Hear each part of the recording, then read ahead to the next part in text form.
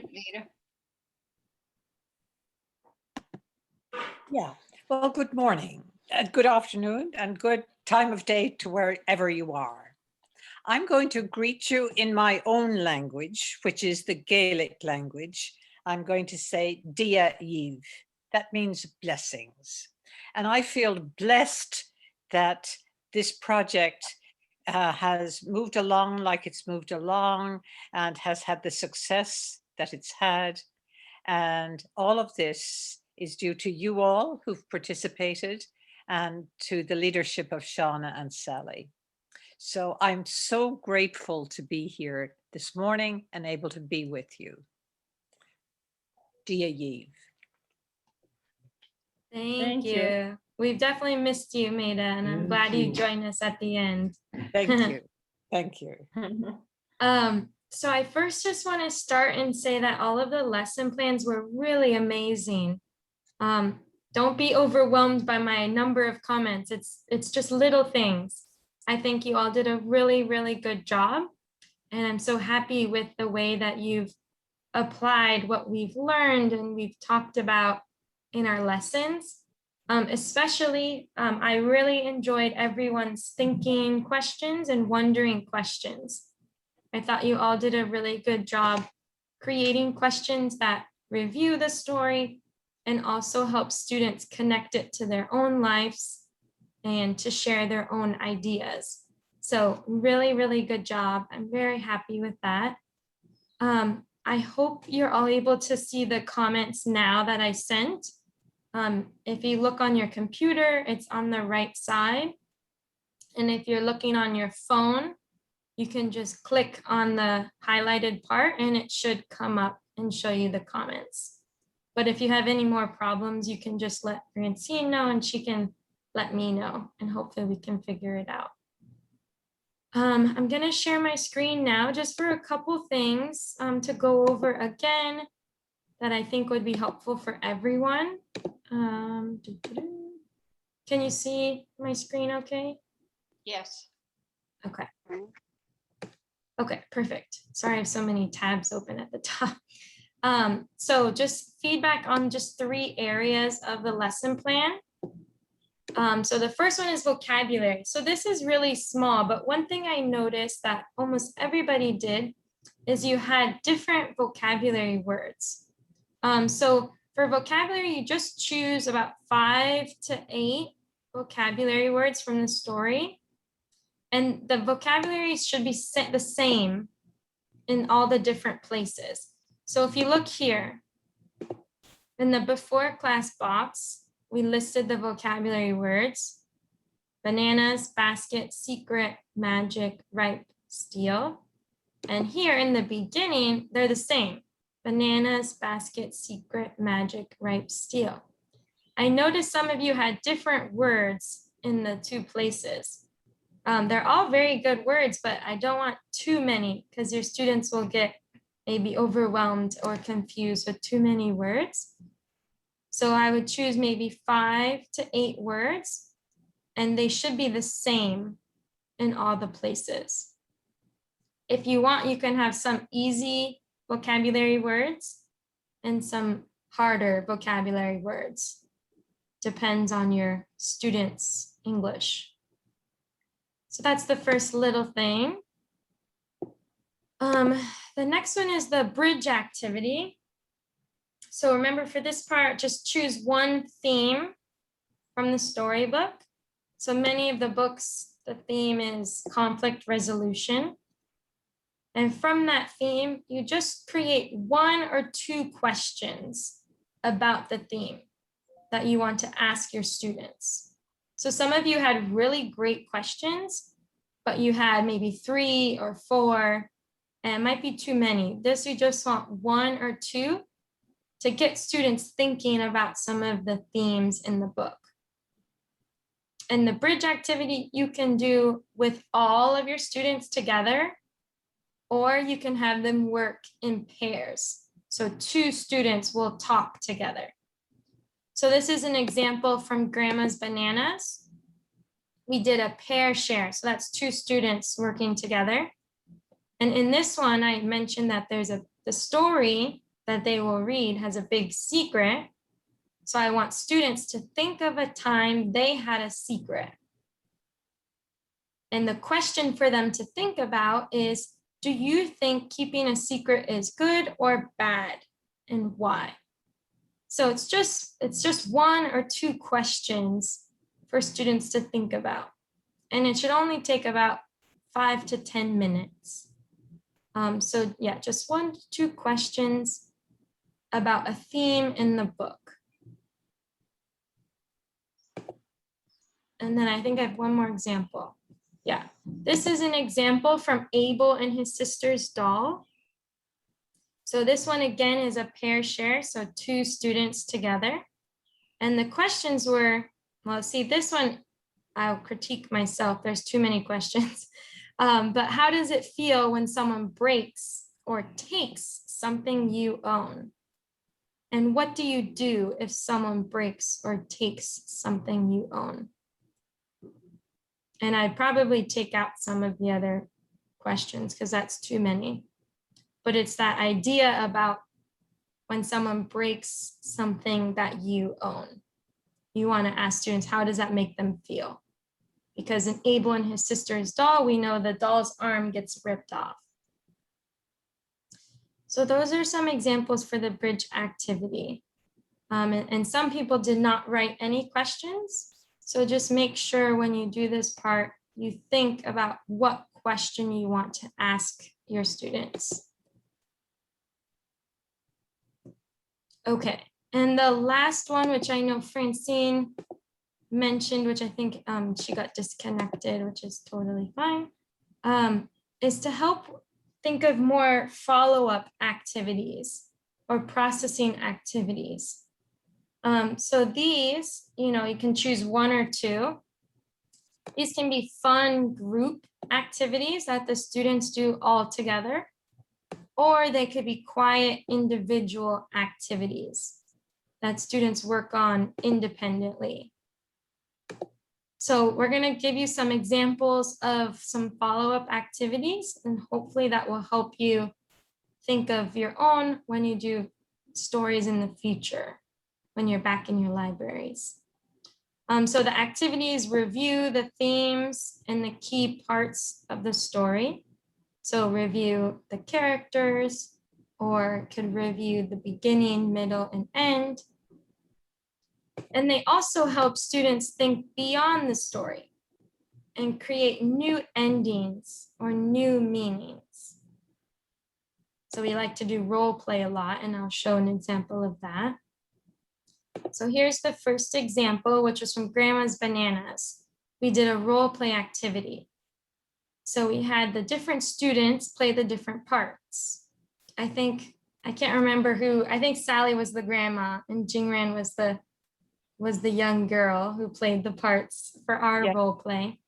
But what you do is you give students a part and then you read maybe 2 or 3 pages of the story. Or you can read half of the story and stop. And when you stop, you ask students to continue the story with a new ending. So they don't have to copy the book and what actually happens. They can create something totally new. And so with this, you can watch an example, which we're actually going to watch together if I can. So this video, read aloud demonstration number 1, Grandma's Bananas, at 30 minutes and 22 seconds. So we're going to watch it quickly. So this is our YouTube page.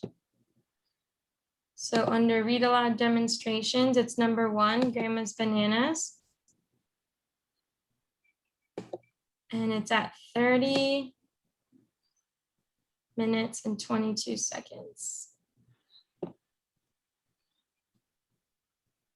Can you hear it? No. Okay, I need to stop sharing and reshare really quick. Second.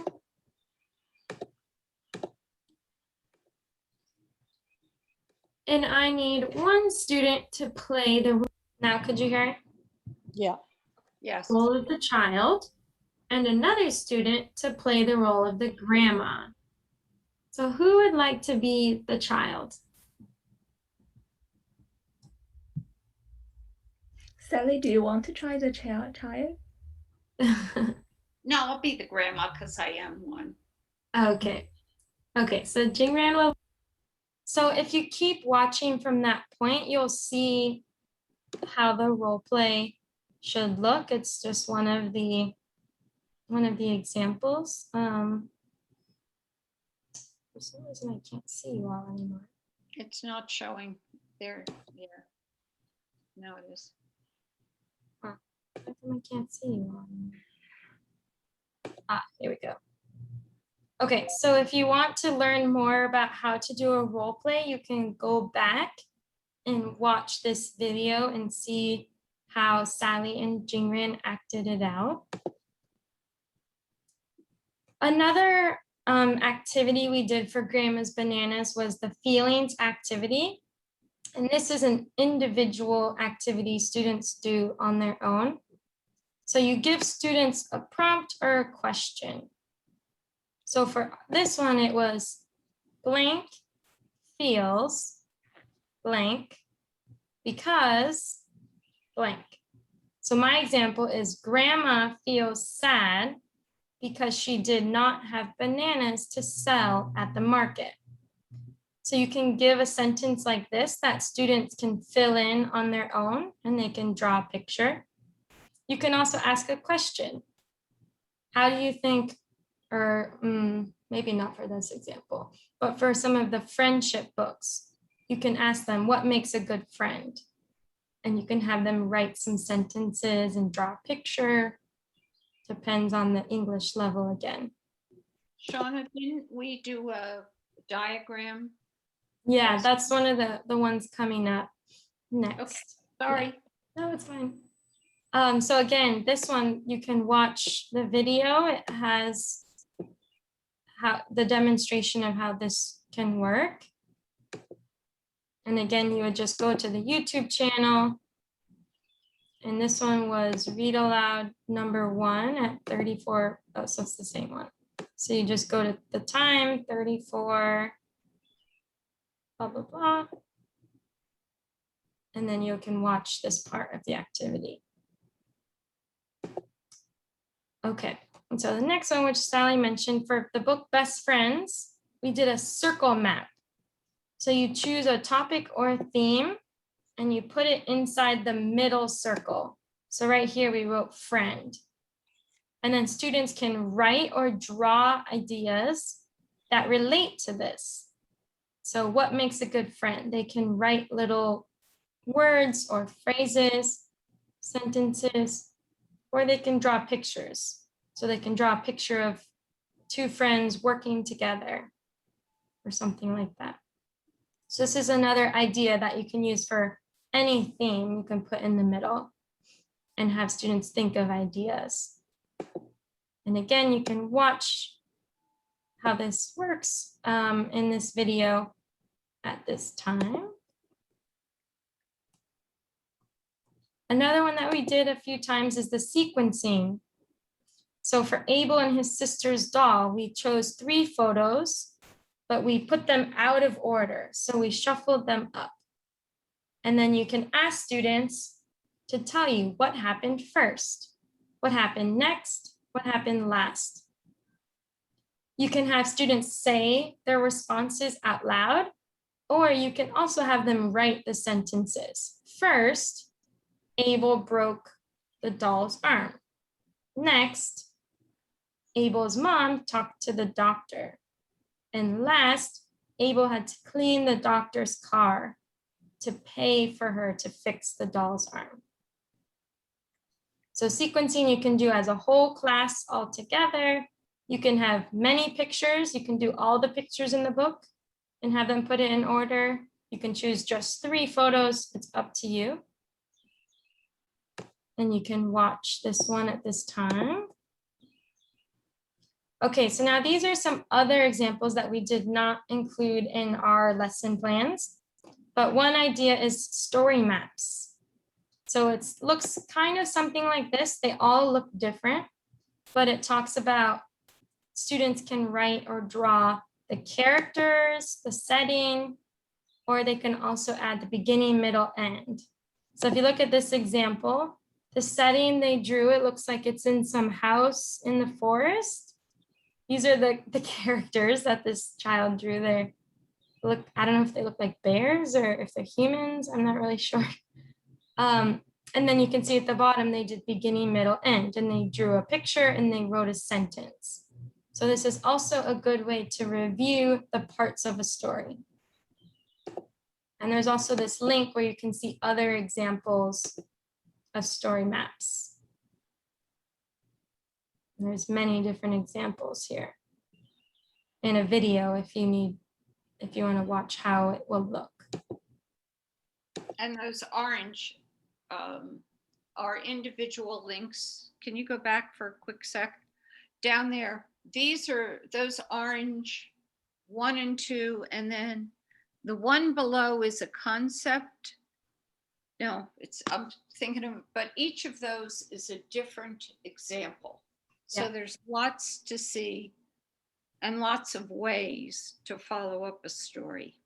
Thanks. Yeah, so this is one example. I clicked on it, and this one is just the beginning, middle, end. Or if you click on this one, let's see what it looks like. I actually don't know. This one has the setting, the time, the place, the characters, the problem in the story, the plot or the events that happen in the middle, and then the resolution. So how is the problem solved at the end? So story maps are a good way for students to review the different parts of the story. And they're very different depending on the age of the child. Yeah. Yeah, if they're younger students or if they're English level, if they're beginners, they might want to just draw or write one vocabulary word. But if they're pretty advanced or they're older students, you can ask them to write complete sentences or multiple sentences.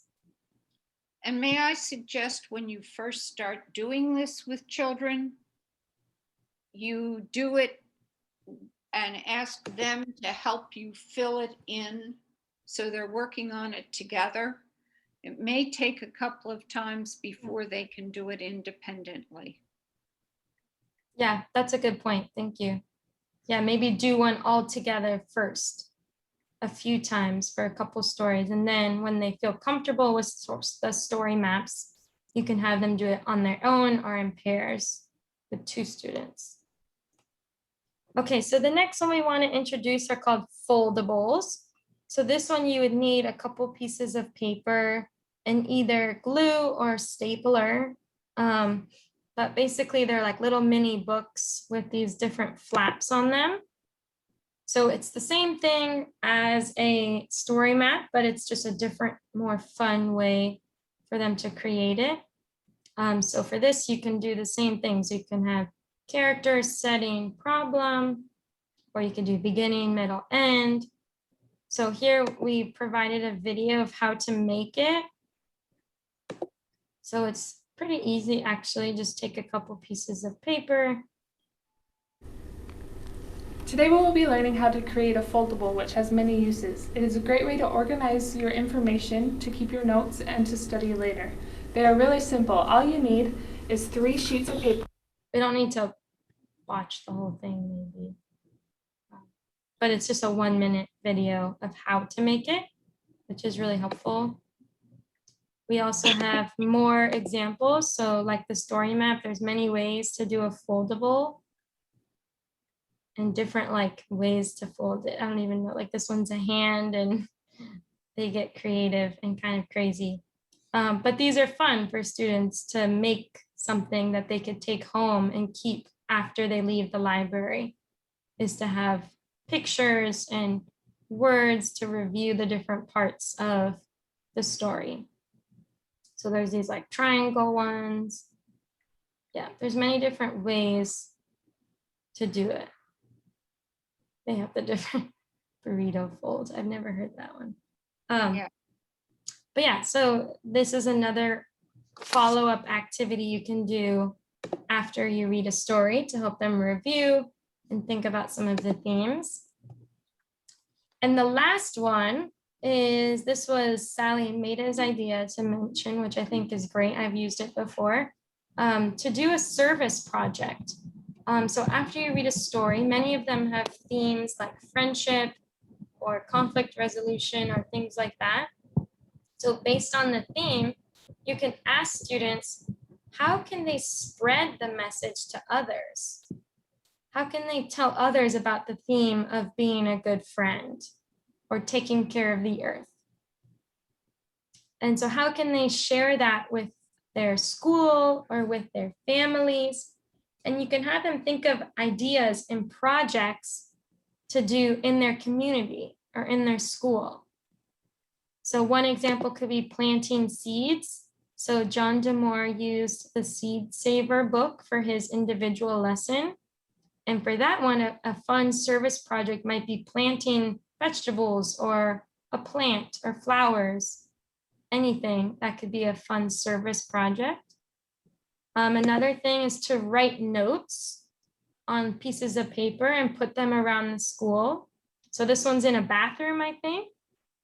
But some of the notes say, smile, be positive, stay positive, believe in yourself. So that's another idea, is they can make posters about the theme and put it around the classroom. I've actually done this before with my students in Taiwan. We did a lesson about, I don't know if any of you are familiar with the Black Eyed Peas and the song, Where's the Love? We did like a English lesson about like reading the lyrics and understanding the message, which is about like love and friendship and working together. And so then after that, what we did is they created posters and they wrote in English and Chinese about what the message was and creating some of these little notes for their classrooms. And we put it on the outside of their classroom and around the school. So when other students walked by, they could see the messages of love and friendship, which was pretty cool. I should have added a picture, but that's okay. Maybe you can send it later. Yeah, I can send it later. So writing notes is an idea. Another idea is performing at the neighborhood church or performing for their families in the community. They can take the theme or message from the story and create their own play, or they can act out the story and they can perform it for others to see and understand the message as well. So that's just another idea. This service projects take longer, especially if it's something creative like this. My students took a long time and many days to make their posters, and I was trying to hurry them up, but they wanted to make it really beautiful. So sometimes they take a little longer. It might be like a week project or a 2-week project.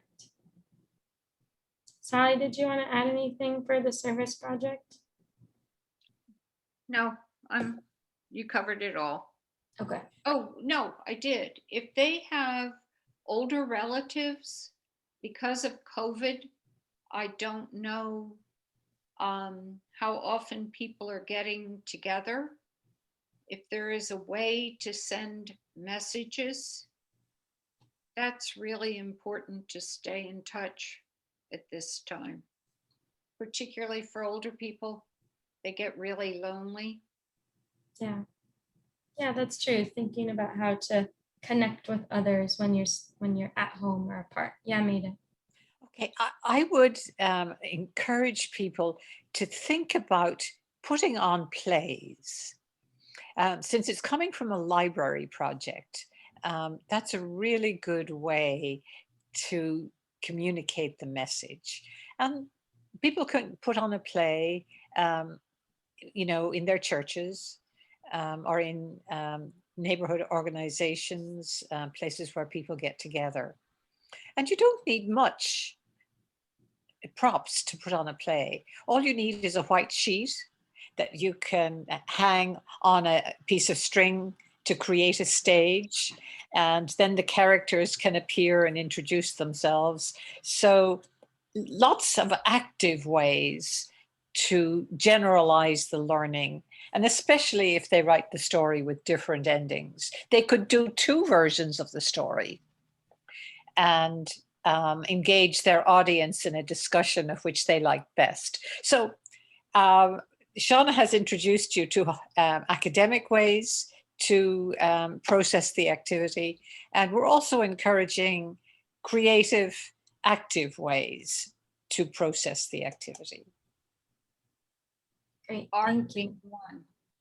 I beg pardon? Art, if there is a way. Art being one, of course. Yeah. Great, thank you. So those are the ones we wanted to share today. I know that was a lot, so after the meeting, I'll share this PowerPoint and the recording with you all to look at again, because I know that was kind of a lot. But just in general, are there any other questions about when you were creating your lesson plan? Did you have any questions about any of the ideas we shared? Now is the time, since this is our last meeting, now is the time to ask anything before we don't see each other for a bit.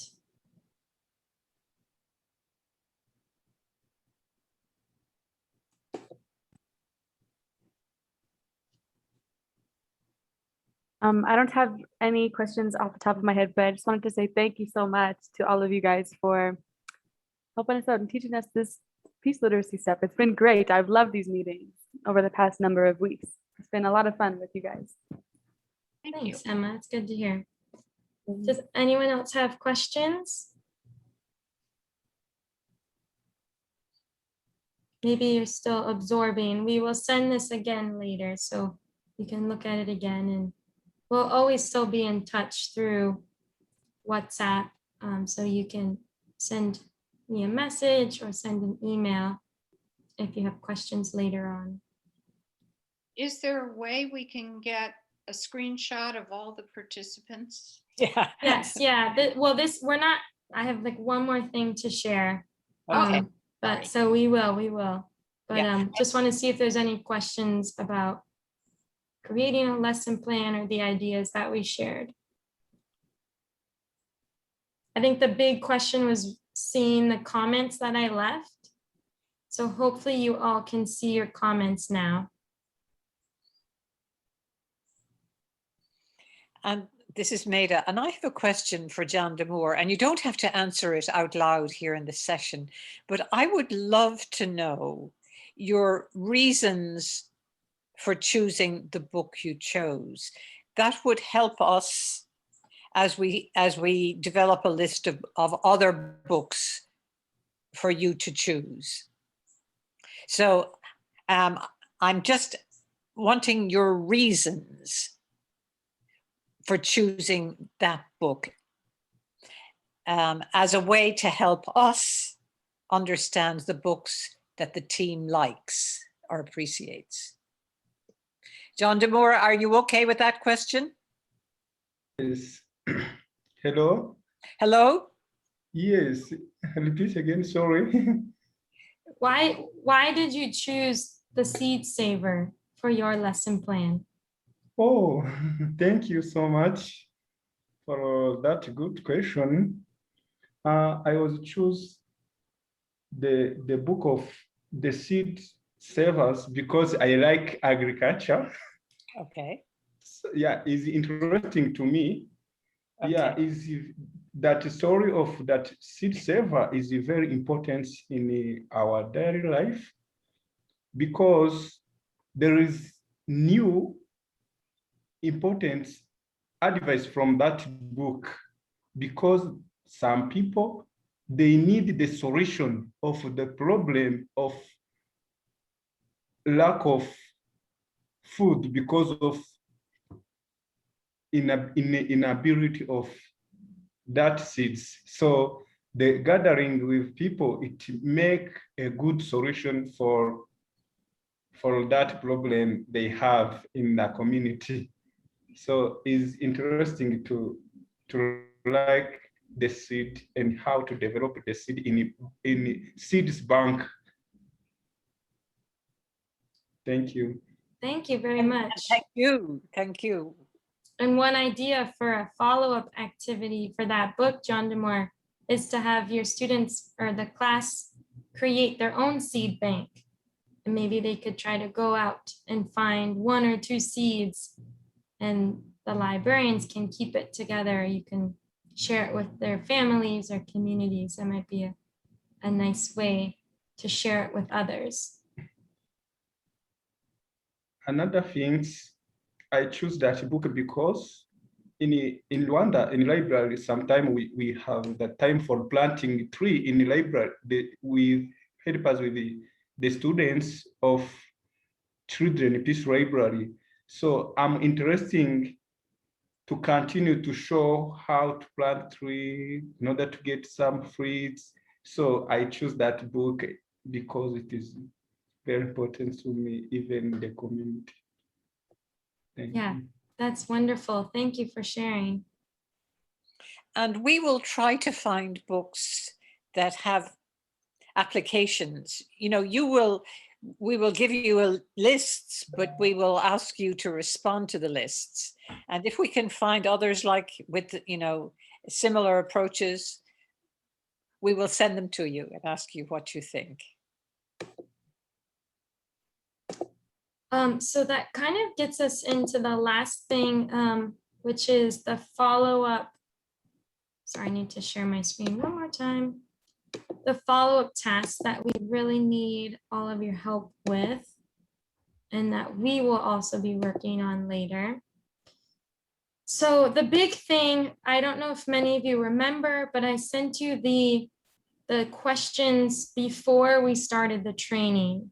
So I sent you the Google form before we even started to ask about your libraries and what you were hoping to learn. And now we're sending you one at the very end, the post-training questionnaire. And this will have more similar questions about what you learned, what you would like to see for future workshops or trainings.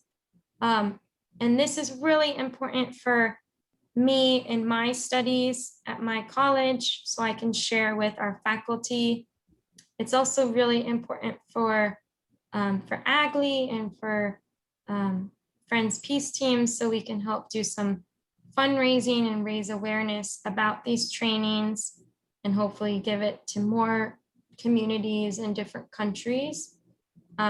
Because with your answers, I will create a report and show what we can do better, what went well, and things like that. So I really, really would appreciate if you could all respond and complete this as soon as you can.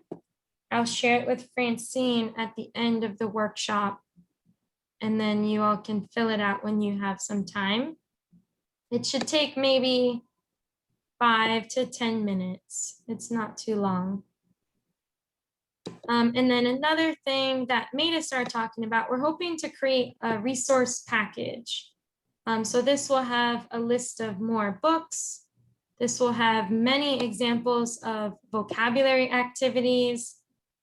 We also want to make a list of all the different processing or follow-up activities. So we're hoping to put this all together in a big resource package that we can share with you.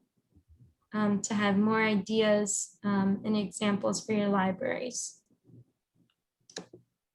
So those are the 2 things that you can expect in the near future. And like Emma said, just thank you all for such a wonderful workshop. I've enjoyed these meetings every week, and I've enjoyed meeting you all and hearing about your wonderful work. And I thank you for your hard work, and hopefully when lockdown is over, you can continue your stories and story time again with your students. So thank you all. And if you have questions, again, feel free to reach out to me on WhatsApp or on email. And I'll share some things after this session.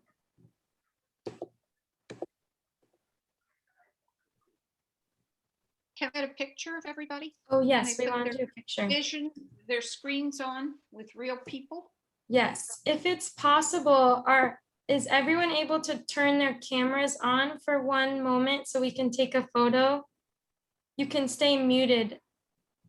But if we could see your faces, that would be really nice.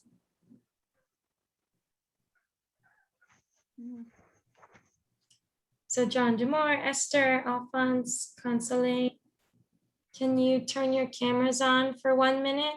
If not, that's fine.